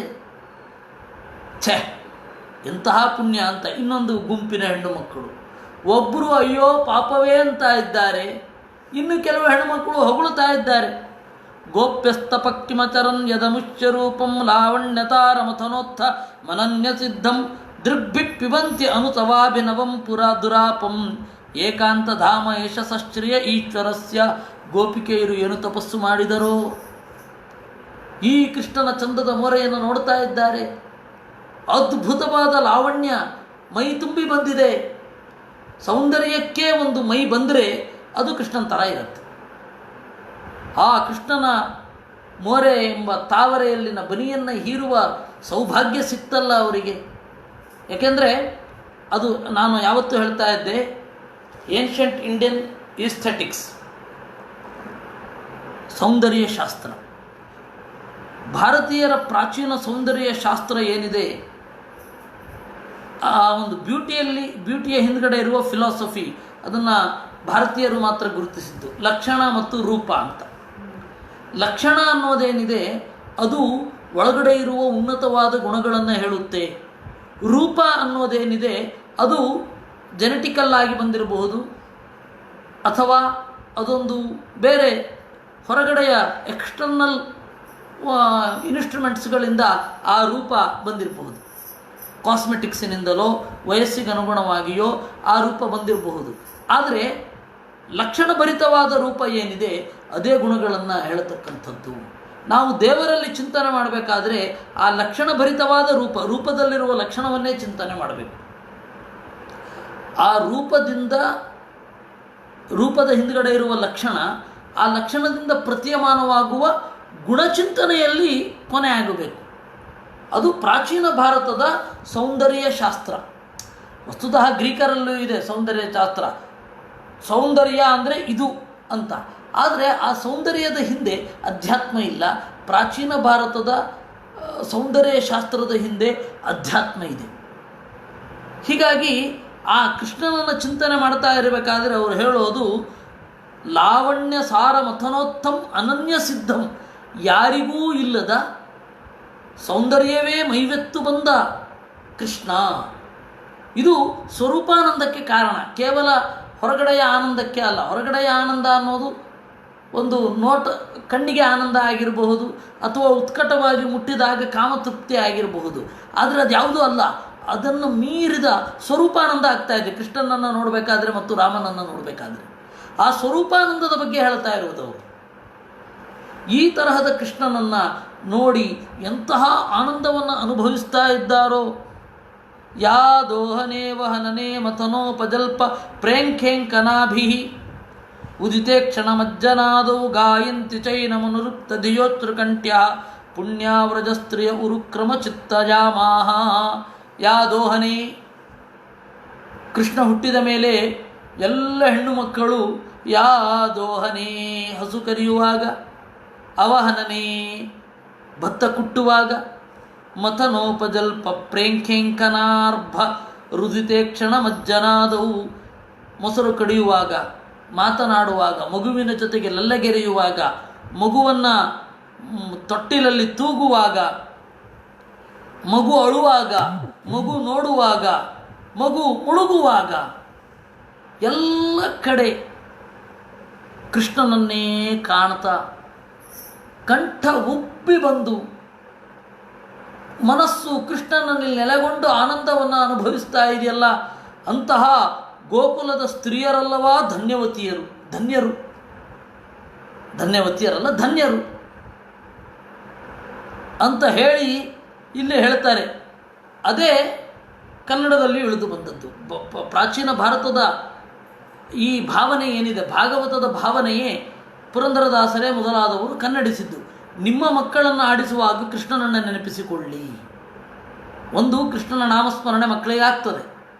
ಅವನನ್ನು ತೂಗುವಾಗ, ಮಗುವನ್ನು ಮಲಗಿಸುವಾಗ, ಉಣಿಸುವಾಗ, ಸ್ನಾನ ಮಾಡಿಸುವಾಗ ಮಗು ಕೃಷ್ಣಮಯ ಆಗ್ತದೆ ಅಂತ ನಾವೇನು ಅಂದ್ಕೊಂಡ್ವಿ. ಅವ್ರು ಬರೆದದ್ದು ಹಾಗೆ.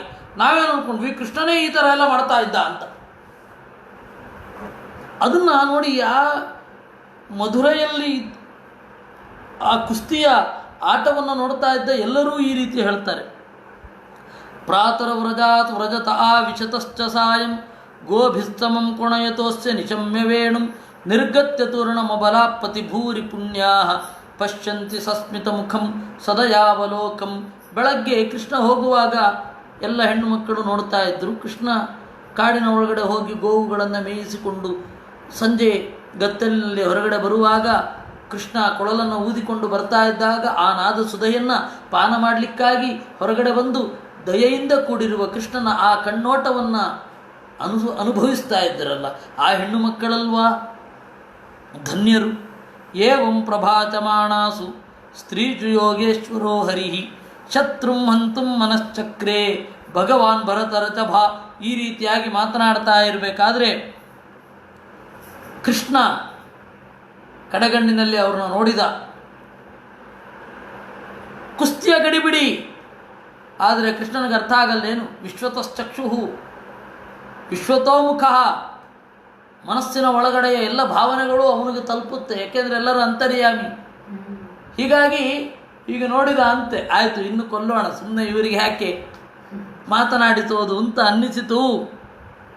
ತೈಸ್ತೈರ್ನಿಯುದ್ಧ ವಿಧಿಭಿ ವಿವಿಧೈರಚ್ಯುತೆ ತರೌ ಯುಯುಧಾತೆ ತಥಾನ್ಯೋನ್ಯಂ ತಥೈವ ಬಲಮುಷ್ಟಿಕೌ. ಆದರೆ ಅವರು ಶಾಸ್ತ್ರದಲ್ಲಿ ಹೇಳಿದಂತೆ ಅಟ್ಯಾಕ್ ಮಾಡೋದು, ಡಿಫೆನ್ಸ್ ಮಾಡೋದು, ಅಟ್ಯಾಕ್ ಮಾಡೋದು, ಡಿಫೆನ್ಸ್ ಮಾಡೋದು, ಮಂಡಲ, ಅಪಸಾರ, ಅರ್ಧಮಂಡಲ, ಅರ್ಧ ದಕ್ಷಿಣ, ಅರ್ಧ ಪ್ರದಕ್ಷಿಣೆ ಎಲ್ಲ ಟೆಕ್ಸ್ಟ್ ಬುಕ್ಕಿನಲ್ಲಿ ಹೇಳಿದ ಹಾಗೆ ಮಾಡ್ತಾ ಇದ್ದಾರೆ. ಇವರು ಅದನ್ನು ಒಮ್ಮೆನೂ ಕೂಡ ಮಲ್ಲಯುದ್ಧವನ್ನು ಕ್ರಮಬದ್ಧವಾಗಿ ಕಲಿತವರಲ್ಲ. ಆದರೆ ಇವರು ಅದೇ ರೀತಿ ಆಕ್ರಮಣ ಪ್ರತ್ಯಾಕ್ರಮಣವನ್ನು ಮಾಡ್ತಾ ಇದ್ದಾರೆ. ಈ ತರಹ ಅವರು ಯುದ್ಧ ಮಾಡ್ತಾ ಭಗವದ್ಗಾತ್ರ ನಿಷ್ಪಾತೈ ವಜ್ರ ನಿಷ್ಪೇಷ ನಿಷ್ಠುರೈ ಚಾಣೂರೋ ಭಜ್ಯಮಾನಾಂಗ ಮುಹುರ್ಗ್ಲಾನಿಮವಾಪಸಃ. ಪರಮಾತ್ಮನ ಪೆಟ್ಟುಗಳು ನಿಧಾನವಾಗಿ ಜೋರಾಗಿ ವಜ್ರಪಾತದಂತೆ ಚಾಣೂರನ ಮೈಗೆ ಬಿದ್ದು ಅವನನ್ನು ಹಣ್ಣು ಹಣ್ಣು ಮಾಡಿದವು.